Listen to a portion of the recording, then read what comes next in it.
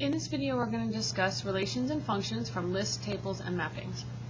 A relation is a set of points on the same coordinate plane. They can be represented in several ways. First way is a list. Coordinates are written inside braces, horizontally, in no specific order. So an example would be something like this. A table. The coordinates are written in two horizontal rows with x on top and then y. And it's written in ascending order by x value, so it would look something like this.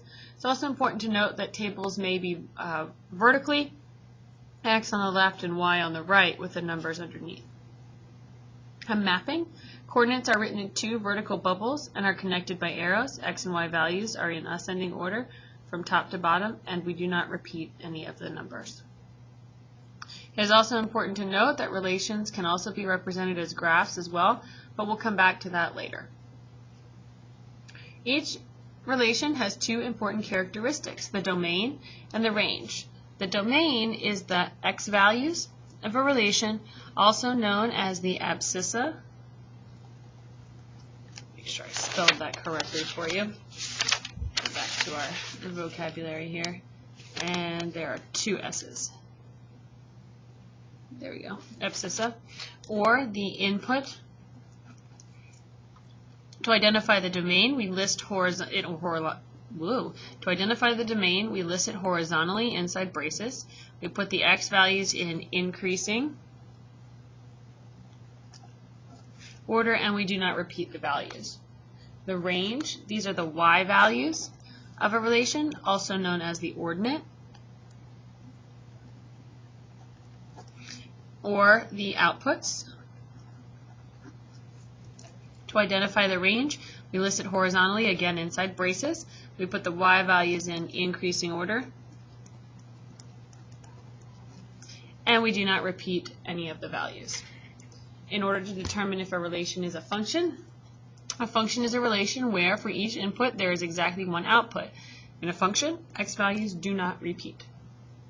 Alright, let's look at some examples if we turn the page over. Alright, example 1. Determine the domain and range for each relation. So the first one we're going to start with is this set of ordered pairs right here. So the domain, this is going to be all of the x values, and I'm going to use a little bit of color coding here. Hopefully this will help you see it a little bit better. So the domain we're going to do in purple, these are your x values. We have negative 82, 77, 2, and negative 16. So we list these inside braces, negative 82, 77, 2, negative 16. And then we want to make sure we list them in ascending order, so from least to greatest.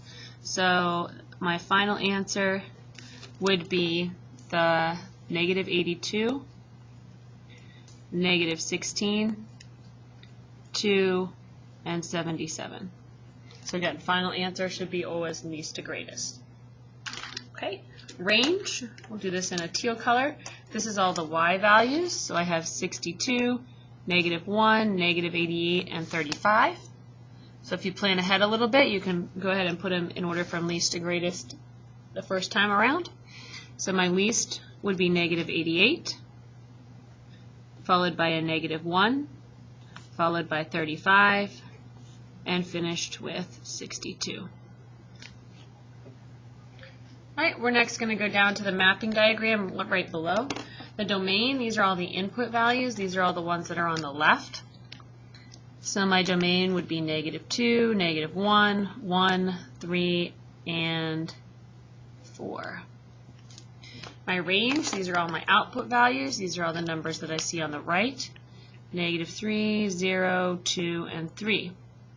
Notice here I've got more elements in the domain, 1, 2, 3, 4, 5, than I do in the range, 1, 2, 3, 4. And that's because both 4 and negative 2 map over to 0, and that's okay. Alright, the next one I'm going to look at is I'm going to look at the table here.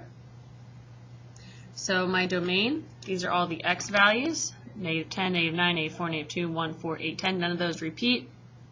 Negative 10, negative 9, negative 4, negative 2, 1, 4, 8, and 10. And my range, these are all the y values. Now I want to make sure I put these in order from least to greatest. So my least would be negative 9, followed by negative 8, followed by negative 4, negative 2, negative 3, and then negative 2, and then 3, 5, 9. And sometimes it helps to check them off as you go, just to make sure you get them all. All right, the last one, we have a graph. This is a discrete graph. We have a bunch of different points. So this one's pretty simple, straightforward to list your domain and range. My domain are going to be all the x-coordinates of these points. So it might help to label these points with their actual ordered pairs before you start listing. So this point right here would be negative 1, 2, 3, 4, negative 4, negative 4. This one right here is 0, negative 1.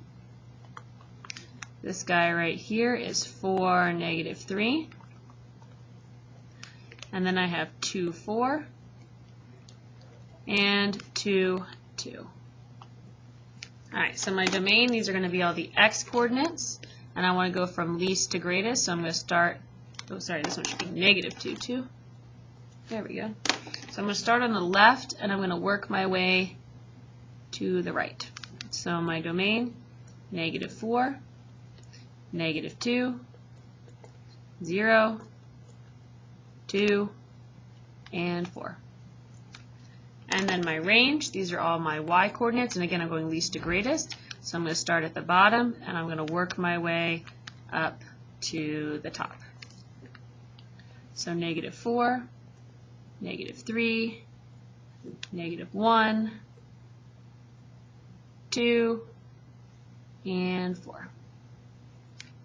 So there's how you list domain and range if you're given a list, a table, a mapping, or a basic points plotted kind of graph. All right, example 2, it says determine if each relation is a function. If it is, state the domain and range. So to determine if a relation is a function, we want to look for repeated x values. If we don't see any repeated x values, then we're good to go. So first I'm going to examine my x values. I'm trying to find one more color here. There's a green one. All right, so my x values, I have 1, 2, 3, and 4. None of those repeat, so this one is going to be a function. So I can go ahead and list my domain and range. My domain, and I can abbreviate that with a D, would be 1, 2, 3, and 4. My range, these are all the y-coordinates, 2, 3, 4, and 5.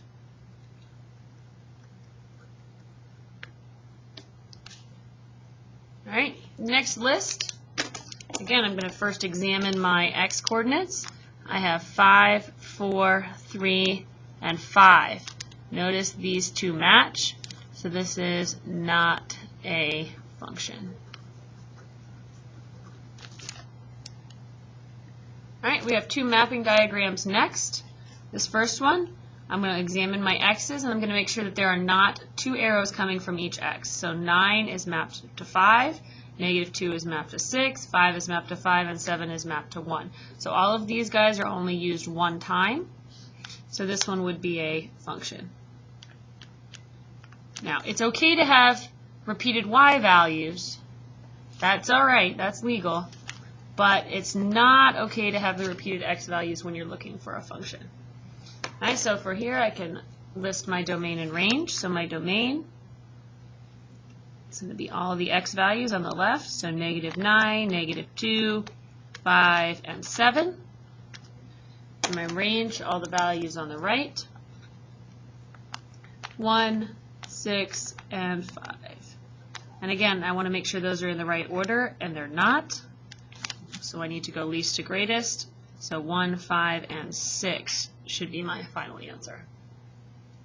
All right, last example. Notice right here, this number 7 has two arrows here and here. That means 7 is a repeated x value, and this relation is not a function.